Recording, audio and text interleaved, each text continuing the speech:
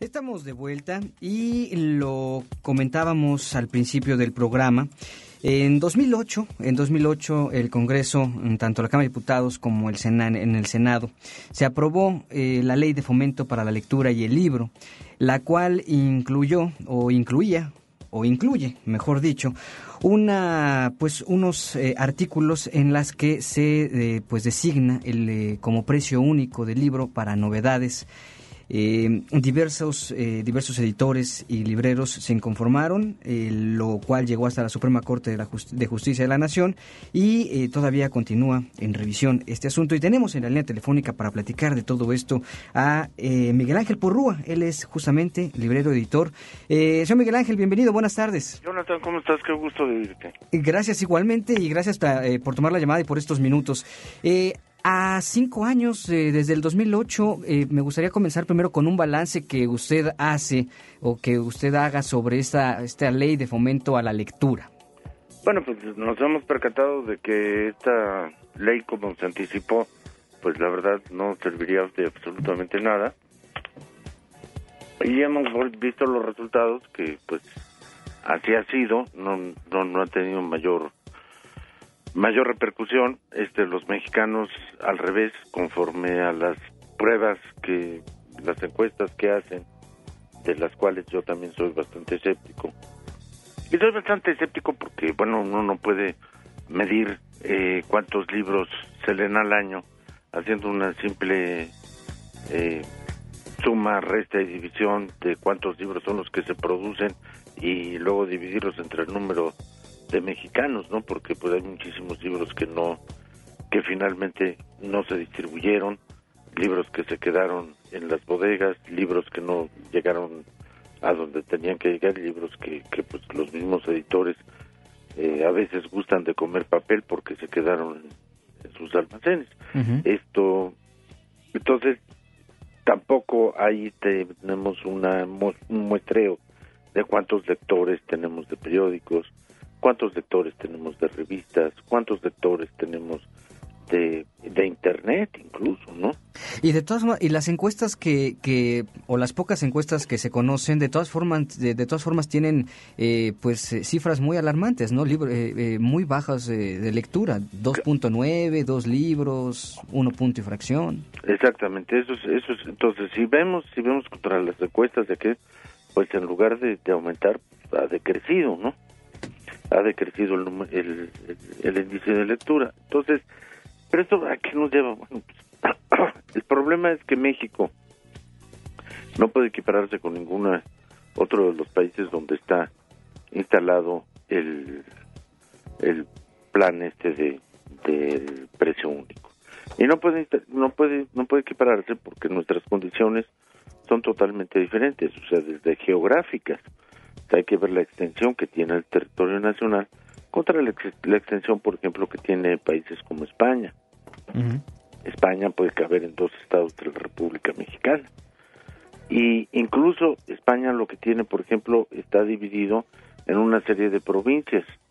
Y las grandes distribuidoras llegan a atacar a esas provincias directamente.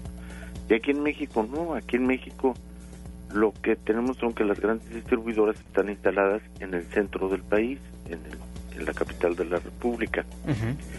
Esto también nos lleva a que los cargos, por ejemplo, por los envíos, por los costes de los envíos, pues son muchísimo más reducidos en otros países que en México.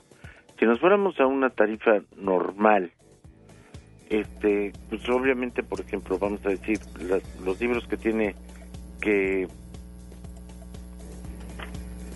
distribuir España en la provincia de Andalucía, bueno, pues no son los mismos los costes que tendría que tener si lo tuviese que mandar desde Madrid, que si lo tiene que mandar, pues vamos a decir, de Sevilla a Granada.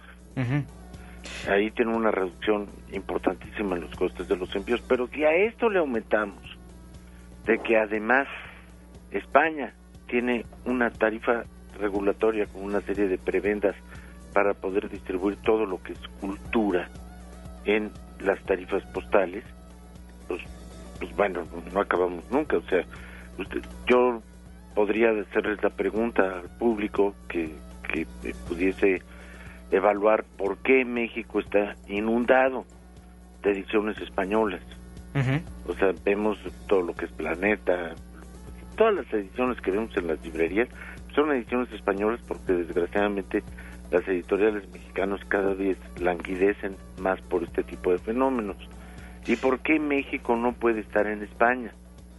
¿Por qué ellos sí pueden llegar para acá? Bueno, pues por esta serie de prebendas y esta serie de patrocinios, de apoyos que tienen los gobiernos extranjeros, que nosotros no los tenemos. Es decir, que esta ley lo que ha hecho es condenar en cierta medida a las pequeñas editoriales mexicanas, a las independientes. Primero es eso, o sea, que no podemos exportar. Y no podemos exportar pues porque no estamos en la misma igualdad de circunstancias. Entonces, si nosotros pudiésemos tener una igualdad de circunstancias con los otros países para poder movernos, para poder distribuir nuestros libros, no solamente en el territorio nacional, sino también internacionalmente, pues otro gallo nos cantaba. Pero el problema es de que mientras ellos tienen una serie de prebendas, primero para lo que son los envíos, después para lo que son las compras de papel cuando se trata de exportaciones. O sea, ellos piden a la papelera española el papel, y cuando reciben el primer cheque de la exportación, entonces es cuando lo pagan. Pero mientras tanto todo ese financiamiento se los dio la papelera española. Tienen una serie de beneficios en lo que son los anuncios publicitarios. Yo quiero anunciarme en un radio y tengo pues, la tarifa normal, y quiero mandar una inserción a un periódico y tengo pues la tarifa normal. No, allá en todos estos países, en Colombia, Venezuela, Argentina, España, Francia, tienen una serie de tarifas regulatorias directamente para todo lo que son bienes culturales. Entonces, obviamente lo que nos sucede es que no estamos en igualdad de circunstancias, y si no estamos en igualdad de circunstancias, pues, estas medidas no pueden prosperar. Lo primero que tendríamos que hacer es unificar todas aquellas disposiciones que tengan que ver en materia cultural, no solamente en la venta de libros, sino en materia de todo lo que son bienes culturales, para que pudiésemos tener una igualdad entre todos los países. ¿Y esto cómo se logra? Pues a través de un acuerdo internacional, que puede ser a través de la UNESCO, puede ser a través de la Organización de Estados Americanos, puede ser, en fin, hay muchísimos instituciones que a partir de ellas podríamos lograrlo, ¿no? ¿Y por qué este acuerdo internacional? Porque, vamos a decir, nosotros lo primero que tendríamos que estar afectando sería la ley del IVA, la ley del impuesto sobre la renta, el Código de Comercio, la ley de tarifas para los envíos de vías de comunicación, que eso nos llevaría a una serie de procesos legislativos que no acabaríamos nunca. Claro. Pero como los acuerdos internacionales están por encima de lo que son las normas específicas y están abajo de la norma suprema, que la norma suprema es la Constitución, pero los acuerdos internacionales están arriba de todas las normas específicas. Entonces no habría necesidad de tener una modificación absoluta para ninguna de las leyes específicas, y entraríamos directamente en igualdad de circunstancias para todos los países. Y ahí entramos al tema del precio único. Ustedes se inconformaron contra esta medida. ¿Esta medida no de cierta manera unificaría estos patrones? ¿En qué medida es bueno, en qué medida es malo esto del precio único para las novedades? A ver, por ejemplo, vamos a poner un ejemplo muy sencillito. Sí. Si usted tiene un libro aquí en la Ciudad de México que vale 100 pesos, ese libro, usted como distribuidor, como librero, usted lo compró a 60 pesos o a 70 pesos. Tiene un 30 a un 40% de descuento. Pero el mismo descuento lo va a tener el librero en Chihuahua. Le va a costar lo mismo, 60 o 70 pesos. El editor le va a dar exactamente el mismo descuento, porque así es. Entonces, ¿quién va a pagar ese gasto de envío para que el libro de la Ciudad de México llegue a Chihuahua? Pues en este caso lo tiene que pagar el consumidor. Y esto, entonces, no puede haber un precio único. Los precios tienen que variar. Pero ¿qué es lo que sucede? Si nosotros nos metemos a un precio único, entonces el centro quedaría afectado, porque ese porcentaje que tendría que subir el editor para que el libro le quedara al mismo precio en la librería de Chihuahua, pues tendría que subírselo a la librería en el centro del país, al distribuidor en el centro del país, para poderlos homologar y que exista un precio único en toda la República. Luego entonces pues es contraproducente, porque todos los estados que están hacia el centro tendrían un saldo a favor, o sea, tendrían una utilidad mayor y las editoriales tendrían una utilidad mayor, y como las editoriales en este caso realmente todas son distribuidoras extranjeras, con participación en el país, o como ustedes le quieren llamar, pero pues son capitales extranjeros, no nos hagamos tontos. Se refiere exactamente a Random House, a pues claro. Planeta, Grijalvo, etcétera. Claro, todos son capitales extranjeros. Pues entonces a ellos les convienen, porque finalmente los que se quedan con las utilidades pues son ellos. Entonces, ¿qué fue esta obra? ¿Qué fue? Fue el poder hacer el precio único, fue una manera de simular populismo, pero para poder diferenciar, para poder apoyar, para poder estimular a los grandes distribuidores y beneficiarlos. Se hablaba, recuerdo que cuando se estaba la discusión en el 2008, se hablaba de que el precio único ayudaría a que justamente la gente pudiera acercarse de mayor manera a los libros, porque en cualquier lado podría encontrarlo al mismo precio. Eso pues por eso le digo que era una medida populista, pero que a grandes rasgos se veía que no podía ser. O sea, si ustedes se recuerdan, creo que fui el único de los editores que estuvo desde un principio en contra. ¿Y en qué va la situación en la Suprema Corte? Mire, ya hubo un amparo que hizo una tienda de autoservicio, que lo tenía la ministra Olga Sánchez Cordero. Yo platiqué con ella sobre este asunto, pero el problema es que no es tan sencillo, el problema es bastante más complejo. Luego entonces no acaban de entenderlo, porque ellos dicen, bueno, pues lo mismo que usted me está repitiendo, es que nosotros queremos tener en toda la República el mismo precio. Bueno, pues sí, pero entonces, ¿qué? Para tener el mismo precio vamos a subirlo en todo lo que es la parte central del país. Claro. No puede ser.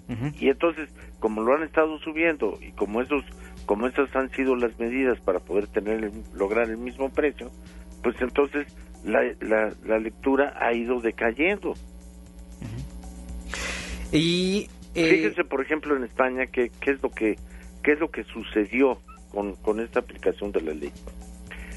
Hay un fenómeno muy interesante. Yo no sé si ahora en sus últimos viajes se ha dado cuenta de que existe una gran cadena en España que se llama la FENAC. La FENAC diríamos que es así un Gandhi, pero a lo bestia. Okay. Pero en serio, a lo bestia. Que tiene discos, tiene aparatos electrónicos, libros, son edificios. Imagínense que, por ejemplo, el edificio que ocupaba Galerías Preciados, el almacén de ropa de Galerías Preciados allí en la Plaza del Callao, pues ahora es el edificio que alberga a la FENAC en Madrid. O sea, nada más para que vea el tamaño de los monstruos estos. ¿Qué hicieron? ¿Qué hicieron todas estas librerías? Que es el mismo fenómeno que nos hemos encontrado con las grandes tiendas de autoservicio en el país. Han terminado con todas las librerías de barrio, han terminado con todas las misceláneas de barrio. ¿Y cuál sería entonces lo que mejor podría pasarle a a nuestro país en cuanto a esta ley de fomento a la lectura? ¿Se tiene que volver a hacer? Me imagino, se tiene que meter ciertas modificaciones al Congreso, pero ¿por dónde tendrían que ir estas modificaciones para que...? Yo creo que por lo que yo le estaba diciendo en un principio, yo creo que lo primero que tendríamos que lograr... O sea, primero, la ley no opera, y la ley no opera porque pues, nadie le hace caso. Usted llega a Guadalajara y encuentra usted descuentos por todos lados, en todos los estantes. Usted va a las librerías y sigue encontrando ofertas. Entonces la ley no opera. Pues vamos a ponernos ahí de que pues, sí está la ley, pero pues, ¿para qué diablos sirve si nadie le hace caso, no? Claro. Entonces, eso me recuerda mucho a mi maestro Andrés Enestrosa, cuando empezaron a decir que si había que poner normas especiales en la Constitución para los desamparados, y que había que ponerles una serie de participaciones. Entonces Andrés contestó, ¿normas especiales para qué? ¿Que no todos somos mexicanos? Lo primero que tienen que hacer es ver la Constitución y seguirla, y seguir los ordenamientos, pero pues no podemos tener normas especiales. Imagínense, en ese caso vamos a tener mexicanos de primera y mexicanos de segunda. Claro. No puede ir por ahí. O sea, lo que la ley del libro está haciendo en este momento, eso no. Por ejemplo, la ley del IVA. Fíjese, es todo el mundo que está contentísimo que si porque los libros no pagan IVA. Pues perdóname, pero esa es la gran tomada de pelo. Esa es la gran tomada de pelo. A ver, imagínense un editor tiene que pagar IVA en el papel que compra, IVA en la maquinaria que ocupa, IVA en las tintas, IVA en los procesos de impresión, IVA en los procesos de encuadernación, IVA en la luz de su local. Bueno, ¿y qué hace con ese IVA? ¿Se lo come? No, pues lo tiene que repartir, ¿no? Lo tiene que transferir, pero entonces como el libro no causa IVA, en lugar de adicionarlo, lo que hace es que lo mete en el precio. Y por eso nuestros libros son más caros que en otras partes. ¿Qué hay de las nuevas tecnologías y los libros digitales? ¿Eso queda exento de esta ley? No, ¿por qué va a quedar exento? O sea, yo creo que las nuevas tecnologías son... yo creo que trabajo con ellas, en fin, y creo que son una herramienta fantástica, pero fantástica para saberla aplicar, no fantástica para lo que traen en la cabeza de que puede servir, por ejemplo, como una herramienta de educación.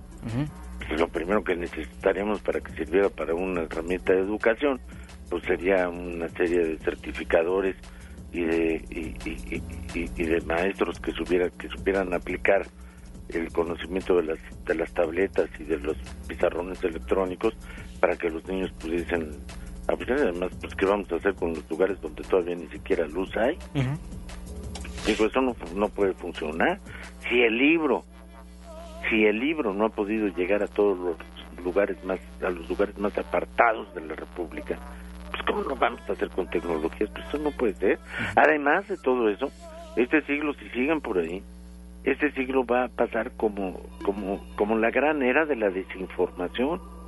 ¿Y por qué va a ser la gran era de la desinformación? Voy a poner otro ejemplo simple, pero tranquilito. ¿Se acuerda usted que utilizaba unas cosas que se llamaban cassettes hace alrededor de 15 años? Sí, cuando menos.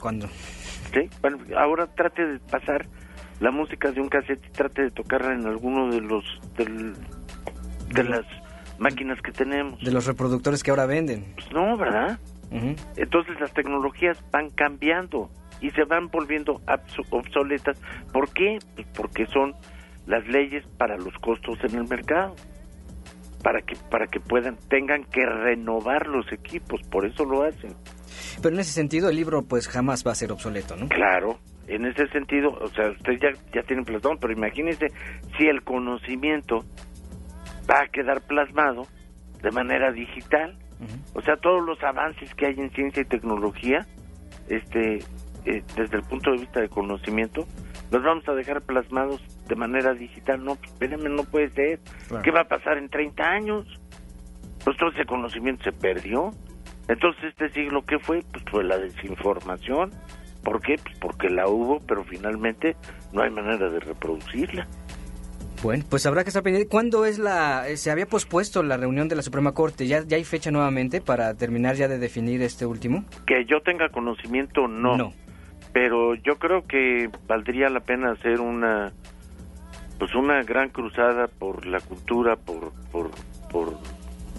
para que se pudiese entender este fenómeno y ya quitarnos de las máscaras de encima de movimientos populistas y hacer las cosas como se debe para que pues realmente podamos llegar a los lugares más recónditos de todo el país. Pues eso es de eso se trata, justamente de que la gente conozca, de que la gente sepa y sobre todo de abonar a la discusión y al sano debate. Yo le agradezco mucho, Jonathan, el que me haya pues pedido esta opinión. Espero que sirva de algo y estoy a sus órdenes para cualquier comentario al respecto. Seguramente así será, ya que sepamos ahí qué define la Suprema Corte, nos permite ahí una llamadita nuevamente. Con todo gusto, Jonathan, a sus órdenes. Muchísimas gracias, don Miguel Ángel. A sus órdenes, saludo a su público. Gracias. Él es Miguel Ángel Porrúa, él es editor, él es librero. Ya ustedes, la editorial Porrúa creo que no requiere de mayor presentación. Ustedes la conocen. ¿Quién no en la escuela llevó alguno de sus libros, de sus ediciones de clásicos de la literatura, como los clásicos griegos de Ilíada, de la Odisea, o algunos incluso los clásicos shakespearianos que llegaron a pedirnos en la escuela?